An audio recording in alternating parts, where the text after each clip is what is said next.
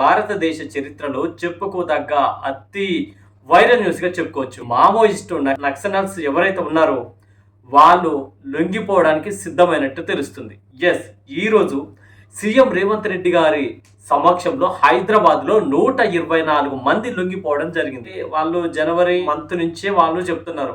మేము ఆయుధాలు ఇచ్చి మేము లొంగిపోవడానికి సిద్ధంగా ఉన్నాము. మాకు ఏ రాష్ట్రాలైతే మాకు సహకరిస్తాయో ఖచ్చితంగా ఆ రాష్ట్రాలకు అతీతంగా మేము ఉంటాము అని చెప్పేసి వాళ్ళు ప్రకటించడం కూడా జరిగిందనమాట. అంటే ఆల్మోస్ట్‌గా ఈ 2 సంవత్సరాల నుంచి చూసుకుంటే 500 మంది మావోయిస్టులు లొంగిపోయారు.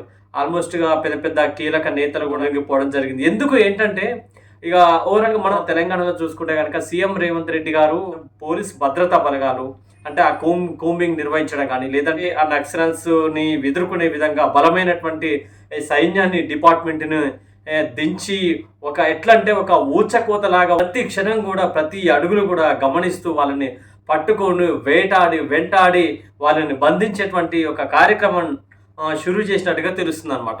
అయితే ఈ పోలీసు యొక్క బలగాలు ఎక్కువ కావడము, ఈ యొక్క ఆపరేషన్ చాలా బలంగా ఉండడంతో కొంత భయం అనేది కొంచెం వణుకనేది పుట్టినట్టుగా తెలుస్తుంది.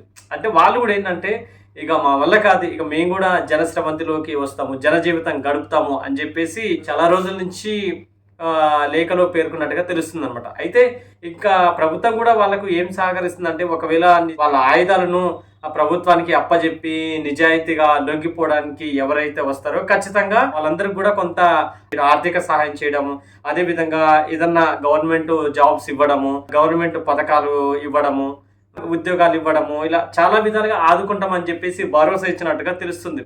ఇక మామూలుగా లొంగిపోయే వాళ్ళకేమో 2-5 లక్షలు, కొద్దిగా కీలక నేతలు ఉంటారుగా 10-15 లక్షలు, 25 లక్షలు ఆపై అట్లా ఆ క్యాండిడేట్ పాపులారిటీని బట్టి కొంత సహాయం కూడా ఎక్కువ చేస్తామని చెప్పేసి భరోసా ఇవ్వడం జరిగింది. మావోయిస్టులు అనేది ఉండవద్దు అనేటువంటి ఒక సంకల్పం, ఒక దీక్షతోటి ఈ యొక్క పోరాటం జరిగినట్టుగా తెలుస్తుంది. సో మొత్తాన్ని మాత్రం చాలా అంటే చాలా మంది 124 మంది బజార్ హిల్స్‌లోని సీఎం రేవంత్ రెడ్డి గారి సమక్షంలో ఆయుధాలను సమర్పిస్తూ అందరి సమక్షంలో లొంగిపోయినట్టుగా తెలుస్తుంది. సో ఇదొక రాష్ట్రానికి ఒక గుడ్ న్యూస్ గానే చెప్పుకోవచ్చు అనమాట. సో ఈ విధంగా మావోయిస్టులు అందరూ కూడా ఒక కొత్త జీవితం జనస్రవంతిలో జనాల మధ్య హ్యాపీగా ఫ్రెండ్లీగా జీవించేటువంటి ఒక మంచి అవకాశంగా చెప్పుకోవచ్చు అనమాట కదా. ఎనీవే, ఈ టాపిక్ పై మీ యొక్క అభిప్రాయాలు ఏంటనేది కామెంట్ సెక్షన్లో కామెంట్ చేయండి. Thank you so much. మరొక అప్డేట్స్తో మీ ముందుకు రాబోతున్నాను. అందరికీ సెలవు, నమస్తే.